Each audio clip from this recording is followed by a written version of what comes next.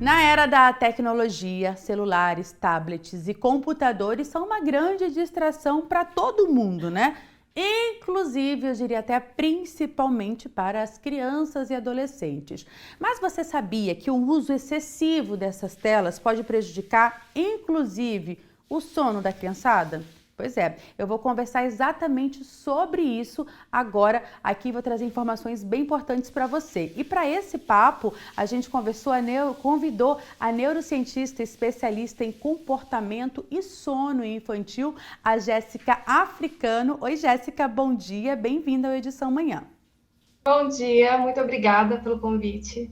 Bom, a gente sempre traz, inclusive aqui no Edição Manhã, Jéssica, muitos alertas em relação ao uso das telas por uma série de fatores. Agora a gente traz uma questão muito de saúde também e de questões cognitivas, comportamentais, né? Eu queria que você trouxesse pra gente, antes vou lembrar você de casa, manda a sua dúvida, a sua pergunta, para que a Jéssica possa responder aqui ao vivo, tá? Tá aqui o contato para você. Mas, Jéssica, conta pra gente quais os principais riscos com o uso em excesso desses eletrônicos.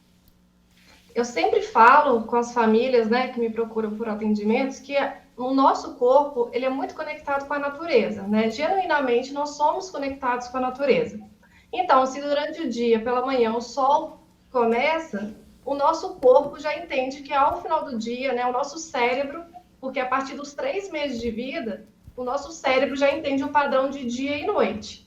E se está acontecendo uma situação que o dia está caindo, a noite está chegando, e dentro de casa você tem uma exposição a telas, você tem muita luz, você tem muito estímulo, o cérebro fica confuso, principalmente da criança, que ela tem muita imaturidade neurológica. A gente cresce com o cérebro, a gente nasce, né, com o cérebro desenvolvido com apenas 25%. E esse amadurecimento acontece até os 30 anos de vida.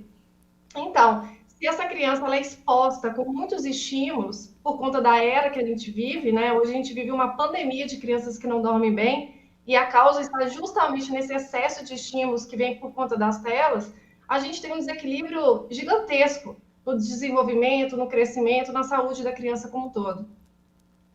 Ô, Jéssica, quais são os principais sintomas, se é que a gente pode chamar assim, quando há essa privação do sono? Como que os pais podem perceber se essa criança, menino, não está dormindo direito? Tem alguma coisa aí prejudicando? Há sintomas que possam orientar esses pais? Sim, normalmente quando a gente fica exposto a uma tela, o nosso cérebro recebe um estímulo, porque aquilo dá um sentimento de prazer, né? Então você está vendo um estímulo diferente, principalmente na internet, onde um conteúdo entra atrás do outro, o cérebro começa a disparar dopamina, que é o hormônio do prazer. Quando a gente tira, né, isso da criança, e eu posso até comparar isso com, por exemplo, uma pessoa que é viciada em algum tipo de droga, que quando você está consumindo aquilo, o cérebro fica em êxtase. Quando você tira aquilo, você causa uma supressão daquele estímulo. E ao longo do tempo que essa criança foi exposta à tela, o cérebro dela foi produzindo cortisol, que é o hormônio do estresse. E na hora que você tira o estímulo, o cérebro dá uma explosão emocional. Então, aquela criança que dá aquela crise de birra, chora por tudo, no final do dia a criança fica extremamente super estimulada, luta contra o sono, e muitas vezes a família associa isso ao fato da criança não gostar de dormir, a criança tem alguns distúrbios, como TDAH. Então, eu recebo várias crianças que chegam para mim, né, os pais falando, não, meu filho tem esses sintomas, que é uma criança que tem dificuldade para adormecer, acorda depois que adormece, depois de uns 30 minutos, chorando muito, muito, muito, muito, ou no final da madrugada, nada acalma essa criança.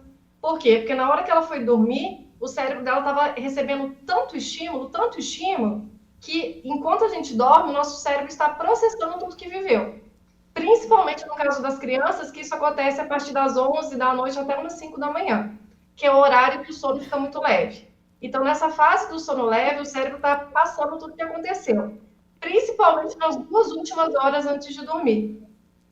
E se a criança ela foi exposta a muitos estímulos, ela vai processar aquilo, não vai dar conta e vai ter despertares frequentes, essa crise de choro, acorda com muito mau humor. É uma criança que tem dificuldade de conviver com outras pessoas, além dos seus cuidadores, porque ela está sempre muito estressada. E a mãe fala, ele quer o tempo todo colo, ele quer o tempo todo peito, parece que nada está bom para ele, por conta desse excesso que a criança não consegue absorver. E as crianças que são maiorzinhas, que já estão ali na escola, por exemplo, nesse ambiente escolar, esses alunos, essas crianças que sofrem com a privação de sono, elas têm mais chances de, por exemplo, apresentar um rendimento inferior? Sim, totalmente, totalmente. A privação de sono afeta totalmente o desenvolvimento da criança. Ela não vai ter concentração para uma atividade, ela vai ter sonolência excessiva. Só que muitas vezes a sonolência da criança ela é manifestada de uma forma oposta. A criança ela não demonstra sono com facilidade porque ela quer explorar o mundo, né? O bebê ele quer explorar, ele quer o tempo todo ver algo diferente. E aí os pais falam, não, mas o meu filho não tem sono. Só que a gente percebe que é uma criança que não consegue se concentrar em nenhuma atividade, é uma criança que tem dificuldade de aprendizado. Então, muitas vezes, a gente acha que a sonolência vai ser manifestada com a criança falar, eu quero deitar e dormir, mas essa criança vai ficar em hipervigilância o tempo todo. Certo. A gente recebeu aqui uma pergunta, Jéssica, da Carmen, que é de Valinhos. Ela fala o seguinte: Juliana, eu já ouvi falar e gostaria de saber se a especialista pode orientar sobre o seguinte: quando a criança tem dificuldades tanto para dormir quanto acordar, pode ser sinal de TDAH? Vale procurar uma avaliação médica com essa preocupação? Eu só recomendo que isso aconteça depois que a necessidade da criança esteja suprida. Não tem como a gente falar que essa criança tem algum distúrbio se ela não tem bons hábitos de sono, se na casa, ao final do dia, tem telas ligadas, se essa criança dorme muito tarde. Então, primeiro a gente precisa trazer esse equilíbrio para o corpo, para poder tirar a criança dessa situação estressante, para depois avaliar se realmente é uma questão de algum distúrbio, né, de algum transtorno. Porque a quantidade de famílias que eu atendo que falam assim comigo, Jéssica, depois que a gente ajustou tudo, meu filho começou a ser outra criança, uma criança tranquila, uma criança que se alimenta bem, uma criança que não luta mais contra o sono. Eu achava que meu filho tinha algum problema, mas era esses desequilíbrios na rotina e nos hábitos. E é exatamente essa pergunta que chega aqui pra gente agora, da Ingrid de Indaiatuba. Ela fala exatamente como que eu posso fazer para ajustar, né? Visto que ela fala aqui que o filho dela de 3 anos já tem acesso às telas e tem essa dificuldade. Tem jeito, Jéssica? Sim, sempre tem jeito. Eu falo muito assim que o sono é como se fosse alimentação. Se é sempre possível melhorar os hábitos alimentares, com o sono não fica diferente. Então, uma criança de 3 anos tem uma necessidade de sono aí noturno de 11 horas seguidas, né? Essa necessidade começa a partir do 6º mês de vida. Então, se esse bebê, ele desde pequenininho, ele não dorme bem, ele vem acumulando cansaço, é igual uma pessoa que vai comendo mal, ela vai engordando ao longo do tempo, né? A gente consegue perceber isso. Com o sono a gente não percebe, mas o corpo vai acumulando esse cansaço. E se aos 3 anos essa criança está com excesso de telas, é uma criança privada de sono, o primeiro passo que precisa fazer é tirar essa criança, é tipo fazer um detox mesmo em relação aos estímulos, ajudar essa criança a descansar mais para poder equilibrar esse ritmo, reduzir o nível de cortisol, que possivelmente está muito aumentado, né? Porque a tela ela tem um espectro azul que é igual à luz solar. E o que acontece? Quando o nosso cérebro recebe esse estímulo desse espectro azul, é como se ele fechasse para poder produzir o hormônio da escuridão, que é a melatonina. Então, se essa criança tem todos esses tipos de exposições que são maléficos ao sono, não vai adiantar simplesmente colocar a criança para dormir mais cedo, para poder liberar esse excesso de cansaço que ela está. Então, tem que eliminar as telas. E quando eu falo isso com a família, não sou eu, Jéssica, que falo, né? A Sociedade Brasileira de Pediatria tem uma carta aberta falando que até os 2 anos de idade a criança não deveria ser exposta a nenhum tipo de tela, nenhum tipo de tela. A partir dos 2 anos, mais ou menos uns 30 minutos, né? 1 hora no máximo. Então, se essa criança tem acesso à tela, começa a diminuir o tempo, começa a trazer para um momento que não é perto do momento de dormir, começa a limitar esses momentos. E aí, nesse momento ali, você consegue equilibrar o ritmo da criança, né? Essa criança pode ser que precise ainda de fazer uma soneca durante o dia, ou não, depende de cada criança nessa idade, mas é sempre possível sim. Boa notícia, então, mesmo que a sua criança já esteja aí viciada nas telas, né? Dá para você ir ajustando com essa mudança no comportamento e nos hábitos, né? Bom, e a longo prazo, Jéssica, essa situação pode ficar ainda pior no sentido, sei lá, de desequilíbrio hormonal, por exemplo? Pode chegar nesse patamar? Pode. Pode chegar uma. O nosso cérebro, por mais que seja uma máquina muito potente, é uma máquina também preguiçosa, tá? Por quê? Pela nossa evolução histórica, o nosso cérebro sempre tende a economizar energia para uma situação futura. Então, antigamente, a gente não sabia se ia ser pego por algum predador, então a gente tinha que ter uma reserva energética.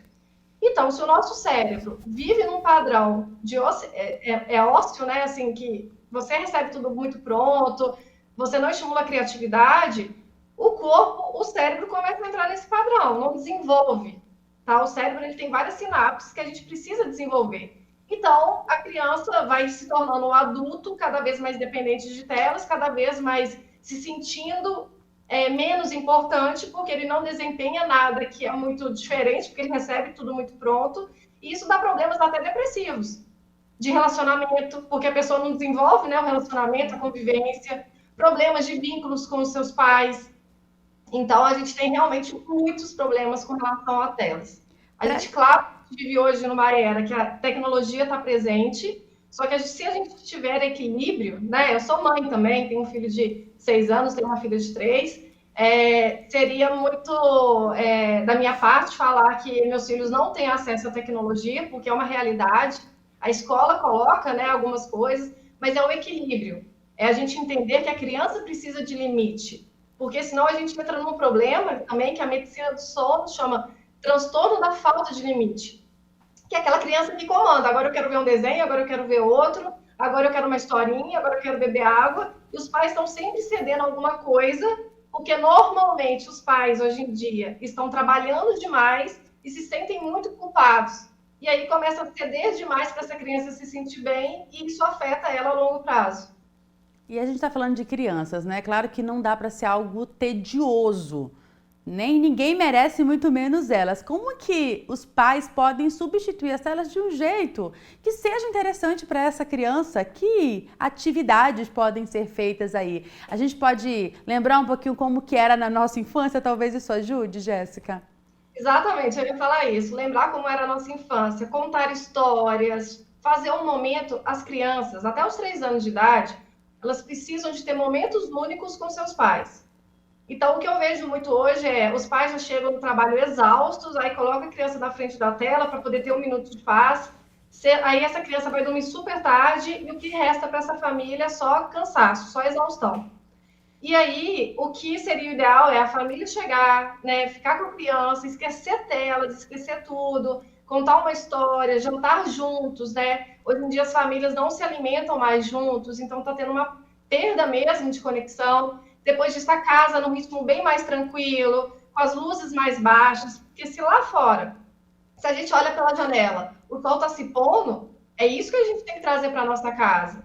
Então, tem momentos ali que você olha no olho da criança, que você monta um bloquinho, colore, faz massinha, né? Crianças aí maiores aí de 2 anos. E depois disso, para poder encerrar o dia, dar um banho gostoso. Depois do banho, eu já não recomendo sair mais do quarto com a criança, porque é como se fosse um ritual ali que ela entende que depois daquele momento já não tem nada. E durante o banho, os pais fazem uma massagem na criança, tem aquele momento ali de interação, um momento único de presença, e depois coloca a criança para dormir, e aí os pais têm tempo livre para poder fazer o que quiser. É muito melhor.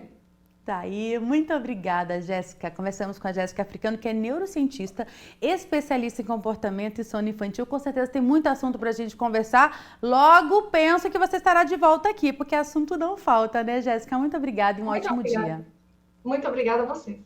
Gente, é sobre isso, né? Ter filho requer atenção, investimento de tempo, de energia, para que a gente possa realmente torná-los pessoas mais saudáveis em todos os sentidos. Se você quiser rever essa entrevista, você pode entrar no nosso canal do YouTube. Daqui a pouquinho, assim que a gente encerrar a edição amanhã, a gente já sobe esse material e aí compartilha também essa informação com todo mundo que você conhece que tem filho. E quem não tem, mas quer ter, bom que já começa tudo do jeito certo. E lembrando que você pode acompanhar a nossa programação ao vivo também no YouTube. Dica para você: entra lá em Rede Família e já se inscreve para você não perder nadinha, tá? Nenhuma novidade que a gente traz aqui para você todos os dias.